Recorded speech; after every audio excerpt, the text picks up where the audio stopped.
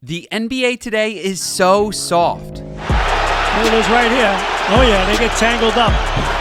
What you want. What is LeBron looking for? What the hell is Rudy Gobert wearing? You can't wear pajamas to the game. It's definitely not all the players, but it seems like there's a growing number of spoiled brat superstars. Guys who run from competition would rather team up and care more about their appearance than actual performance. The NBA has become soft, and if you don't believe me, just check out this graph. This is a graph of the number of NBA title contenders for every preseason from 1984 until 2019. As you can see, the NBA had a relatively balanced level of competition during the 1980s, the 90s, and even through the early 2000s. Then, things started to change. The number of NBA contenders dropped year by year. Suddenly, there were just a handful of teams competing for a title. And even the contenders weren't really contending. Here's the 2017-2018 preseason chances of winning an NBA championship. Sorry to everyone who isn't the Golden State Warriors or Cleveland Cavaliers. Now, I know what you're thinking. The problem is the super teams. But it's not like we haven't seen super teams or dominant franchises like the Warriors in the past. For reference, this is what the preseason chances look like in 1995 and 1996. This is going against a prime Michael Jordan and the greatest team in the history of the NBA, the 96 Bulls. So what happened? Why is it that players with more athleticism, more training, and more money are creating a less competitive league? How did the NBA become soft? You can blame the softening on the NBA on three key factors. First are the rule makers and growing corporate interests. In the 1980s and 90s, violence was a part of the game. Defenders were taught to never, under any circumstances, let offensive players into the lane without punishment. If in the era of hand checking, you hand check, I do get by you, and I come in here, what's happening? Oh. Bill Laimbeer regularly laid out players who dared to come under the basket. There were no serious consequences for his actions. So tough teams like the Bad Boy Pistons greatly benefited from this style of basketball. But the league saw violence as detrimental to the business. So they began fining players, especially those violent enforcers. In 1990, Pacers' Chuck Pearson was fined $4,000 for initiating a fight with Bernard King. In 93, players coming off the bench to join a fight were charged 5 times more than the year before. Then in 2001, Rudy Gobert, Miles Turner, and 2 other players were fined $110,000 for this. Not good. Not good. Gobert, you could just sense it coming, T.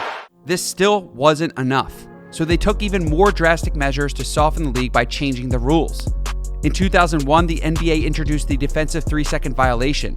No longer could big men clog the lane, let alone hit a player who crossed their path. The NBA fully outlawed hand checking in 2004, which turned wing defenders into high-priced cones. Then in 2010, the NBA instituted an increased focus on technical and flagrant fouls, which meant players couldn't even argue with refs without being fined.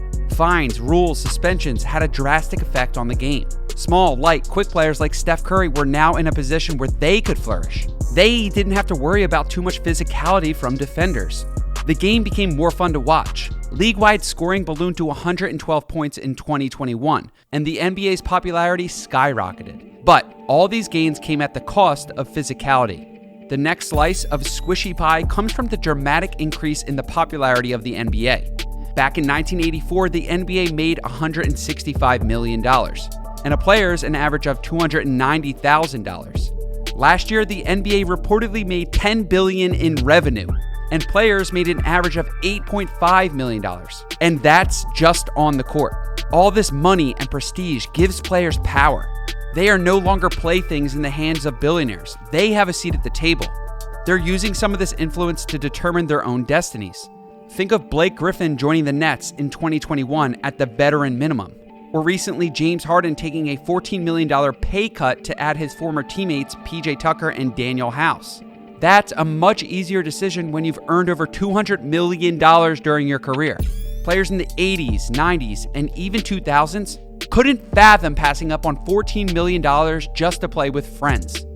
Plus, players understand the business of the NBA now. as players, we need to be treated with the same respect and have the same rights that the team can have. Because as a player, you're the worst person in the world when you want a different situation. But a team can say they're trading you, and that man is to stay in shape. He is to stay professional. And if not, his career is on the line. Nobody wants to be treated like Derrick Rose was by the Bulls or Isaiah Thomas by the Celtics.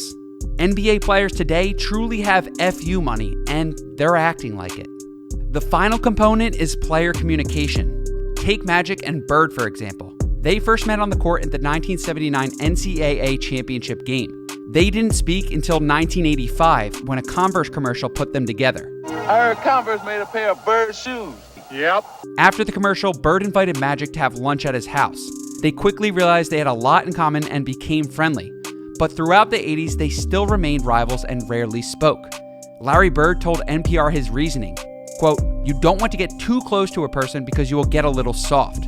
Magic said, quote, "From college, I was trying to figure out how to beat Larry Bird." And quote, "We didn't think about it because that's not what we were about," in reference to joining up together.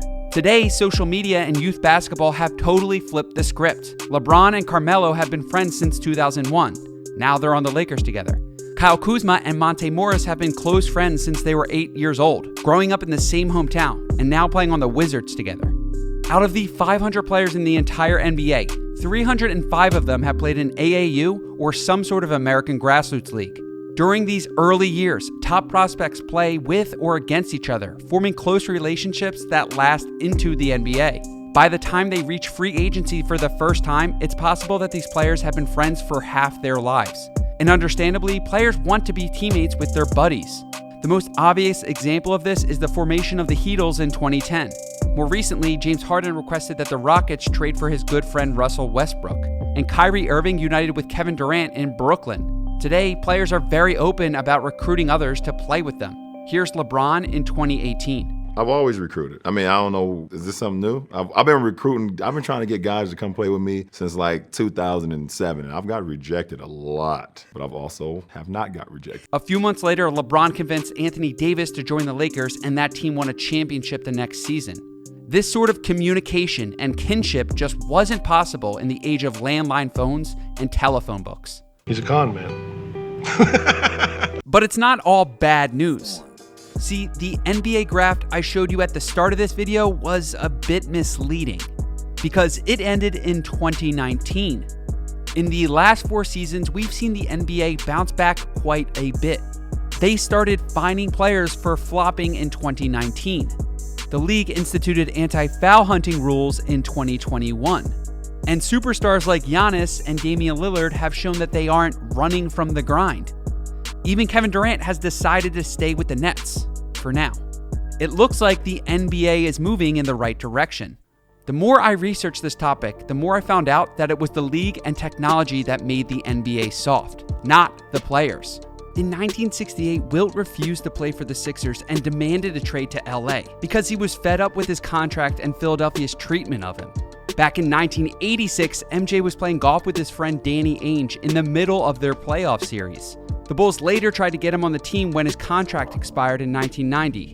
In 1996, Charles Barkley joined the Houston Rockets to chase a title and convinced Scottie Pippen to join in 99 to create a super team. Sure, there's definitely a few guys that we love to hate because they left when things got tough. But you can't tell me that the league is soft just because of the players. Don't you think Nikola Jokic or Isaiah Stewart would fight guys if they were allowed?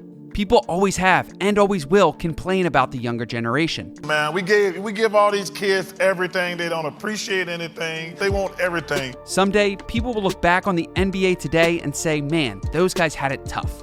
Okay, maybe not in Philadelphia. Ben Simmons, you cum bum piece of shit. If you enjoyed these longer videos, hit the subscribe button and tick the notification bell.